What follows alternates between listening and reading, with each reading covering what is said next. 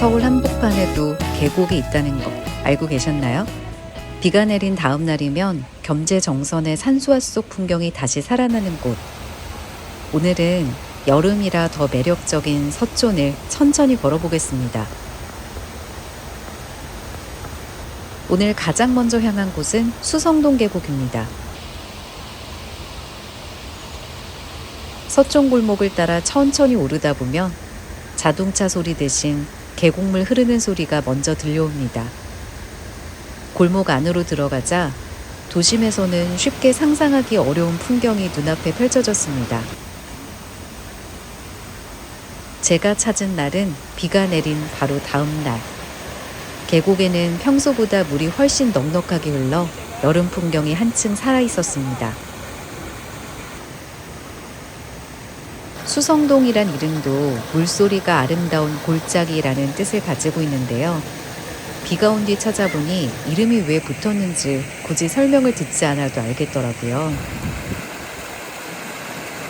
서울 안에서도 이런 풍경을 만날 수 있다는 게 조금 놀라웠습니다. 계곡에서는 아이들이 물놀이를 즐기고 있었고 나무 그늘 아래서는 잠시 더위를 피해 쉬는 사람들도 보였습니다. 수성동 계곡이 오래도록 사랑받는 이유는 풍경만은 아닙니다. 이곳은 조선 후기 화가 겸재정선이 남긴 수성동의 실제 배경으로 알려져 있습니다.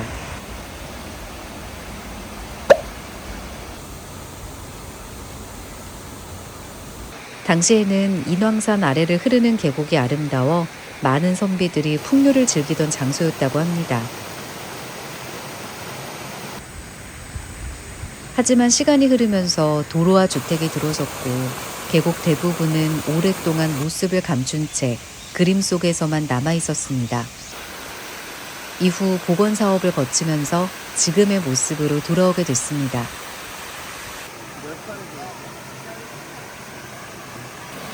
그래서인지 이곳을 걷다 보면 예쁜 계곡을 보는 느낌보다 오래전 서울의 풍경을 다시 만나는 기분이 듭니다.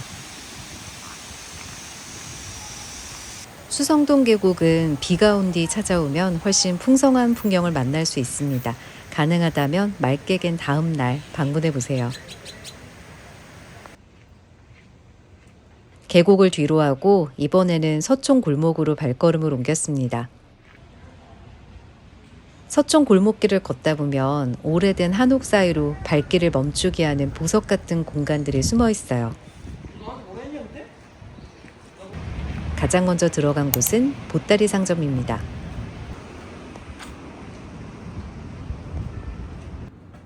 문을 열고 들어서는 순간 잘 가꾼 누군가의 집에 초대받은 듯한 편안한 분위기가 느껴졌습니다.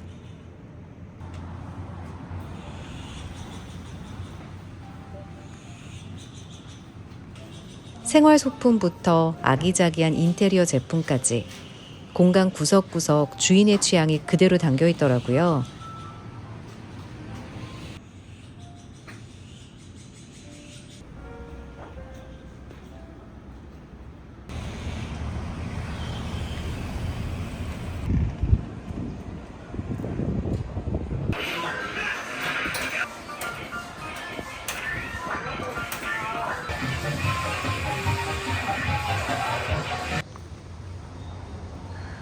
조금 더 걸으니 또 다른 소품샵들이 이어졌습니다. 먼저 레드망치.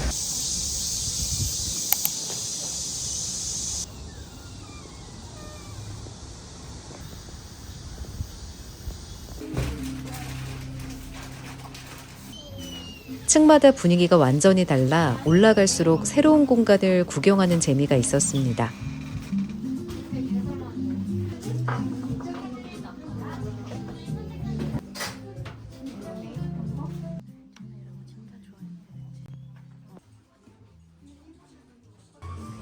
러그와 패브릭, 식기와 커트러리, 침실 소품까지 생활 속에서 바로 사용할 수 있는 물건들이 많아서 구경하는 내내 눈이 바빠졌습니다.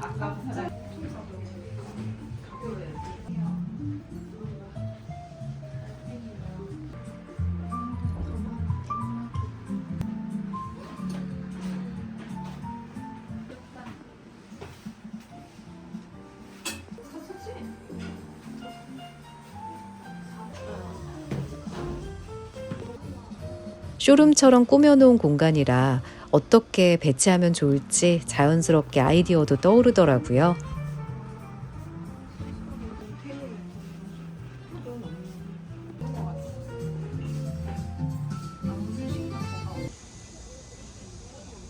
이번에는 올라이트 서촌점입니다.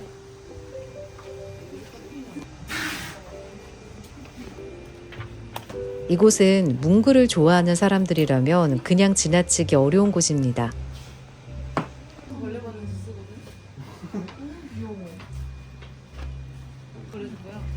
엽서, 노트, 다이어리, 스티커, 마스킹 테이프까지 기록하는 즐거움을 좋아하는 사람이라면 시간 가는 줄 모르고 둘러보게 됩니다.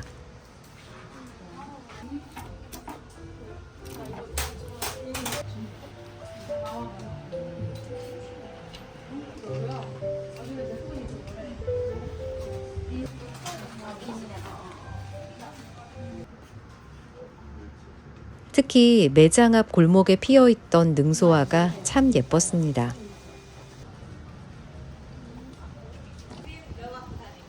골목 안쪽으로 조금 더 들어가면 파피어 프로스트가 나옵니다. 간판도 크지 않아서 처음엔 그냥 지나칠 뻔했는데 막상 들어가 보니 가장 오래 머물렀던 공간이었습니다.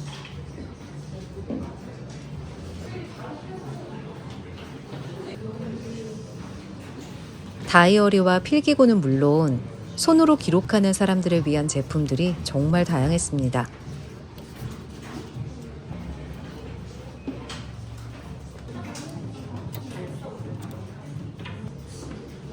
하나씩 구경하다 보니 오랜만에 다이어리를 다시 써보고 싶다는 생각도 들었습니다.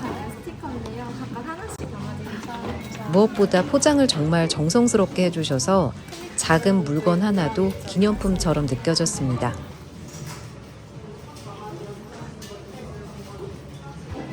이번에 둘러본 소품샵들은 분위기는 모두 달랐지만 한 가지 공통점이 있었습니다. 무언가를 사기 위해 들어가기보다 공간을 구경하는 것만으로도 충분히 즐겁다는 점입니다. 관광지를 빠르게 둘러보는 여행과는 조금 다른 시간이었습니다.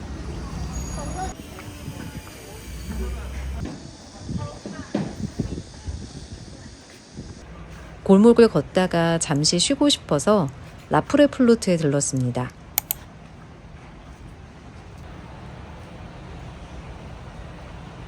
유럽풍의 외관부터 눈에 띄었는데 주택을 개조해서 아늑하게 꾸며놨더라고요.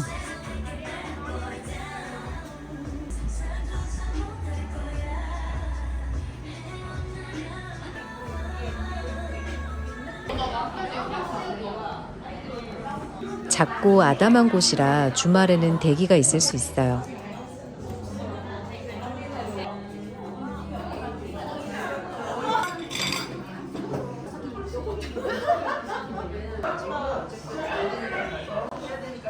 대표 메뉴인 과일 케이크는 과일을 아낌없이 올려 보기에도 먹음직스러웠습니다. 달지 않고 깔끔해서 여름과 잘 어울리는 디저트였습니다. 창가에 앉아 골목을 바라보고 있으니 바깥 풍경까지 카페 일부처럼 느껴졌습니다.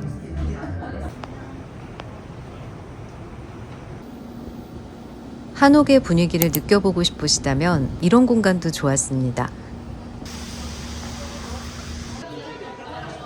문을 열고 들어가니 한옥의 구조는 그대로 살리면서 현대적인 감각을 자연스럽게 더한 공간이 눈에 들어왔습니다.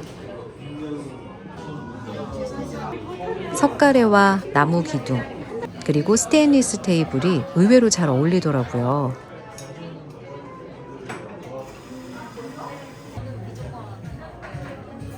자세히 보니 의자에는 단청 무늬를 활용한 디자인도 숨어 있었습니다. 전통적인 요소를 과하지 않게 풀어낸 점이 인상적이었습니다. 주문한 레몬 소르베는 아래 에스프레소가 깔려 있어 상큼함과 쌉싸름한 맛이 의외로 잘 어울렸습니다. 더운 날씨에 입안까지 시원해지는 메뉴였습니다. 빠르게 장소를 옮기기보다 좋아하는 공간에서 잠시 쉬어가는 시간. 서초는 그런 여유가 정말 잘 어울리는 동네였습니다.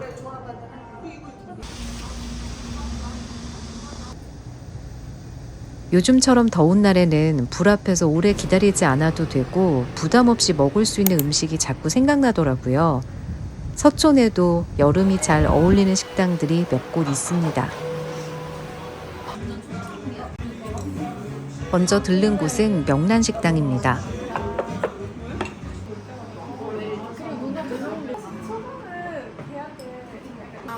명란을 활용한 다양한 메뉴를 맛볼 수 있는 곳인데 짭조름한 명란과 녹차물을 부어 먹는 밥의 조합이 의외로 잘 어울렸습니다.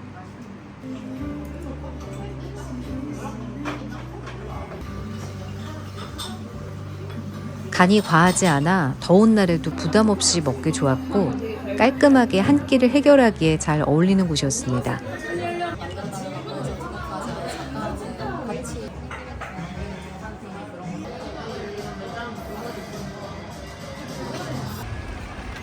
여름이면 메밀국수도 빼놓을 수 없죠.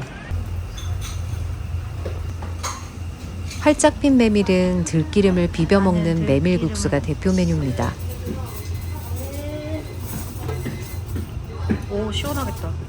한 입 먹으니 고소한 향이 먼저 올라오고 메밀 특유의 담백한 맛이 천천히 이어졌습니다.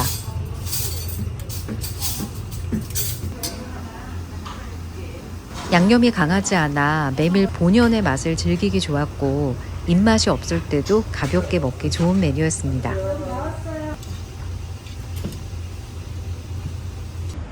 배를 든든히 채우고 청와대 사랑채로 이동했습니다. 가기 전에 바로 앞에 있는 무궁화 동산에도 잠시 들렀는데요. 도심 한가운데라는 게 믿기지 않을 만큼 조용한 공간이었습니다. 분홍색, 보라색, 흰색까지 품종마다 다른 무궁화를 천천히 둘러볼 수 있었습니다. 활짝 핀 꽃도 있었지만 아직 피지 않은 봉오리도 많이 보였는데요. 무궁화는 한 번에 피고 지는 꽃이 아니라 여름부터 가을까지 차례로 꽃을 피우는 식물이라고 합니다. 사랑채 안으로 들어가니 시원한 실내가 먼저 반겨줬습니다. 잠시 더위를 식히기에도 좋았고 통창 너머로는 북악산 능선과 청와대 주변 풍경이 한눈에 들어왔습니다. 그래서인지 실내에 있어도 답답한 느낌이 전혀 없었습니다.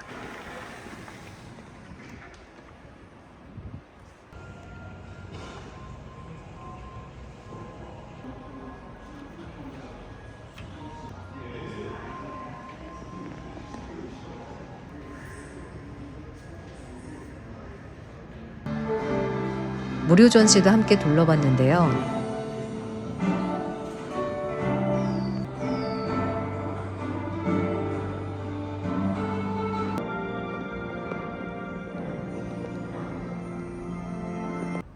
지역 문화를 소개하는 공간에서는 우리나라 곳곳에 특색 있는 문화와 먹거리를 한 번에 살펴볼 수 있었고 빛을 활용한 미디어 전시는 짧은 시간이었지만 분위기가 꽤 인상적이었습니다.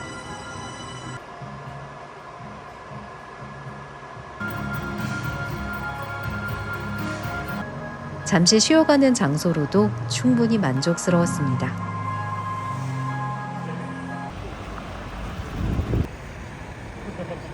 마지막으로 향한 곳은 국립민속박물관입니다. 이번에는 실내 전시 대신 야외 공간부터 둘러봤습니다. 1970에서 80년대 서울 골목을 그대로 재현해 놓은 거리인데요.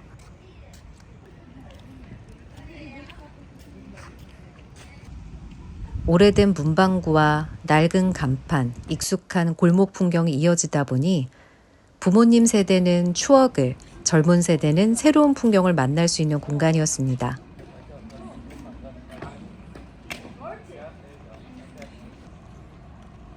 거리 전체가 포토존처럼 꾸며져 있어서 옛 소품과 골목 배경으로 사진 남기기에도 좋은 곳이었어요.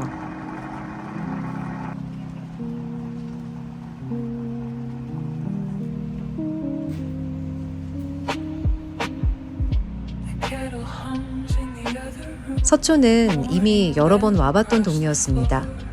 그런데 이번에는 조금 달랐습니다. 비 온 뒤에 만난 계곡도 골목마다 숨어있던 작은 공간들도 천천히 걸으니 비로소 눈에 들어왔습니다.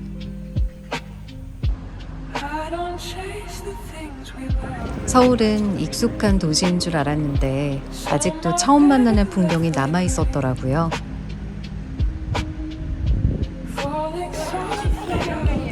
서초는 천천히 걸을수록 더 좋아지는 동네였습니다.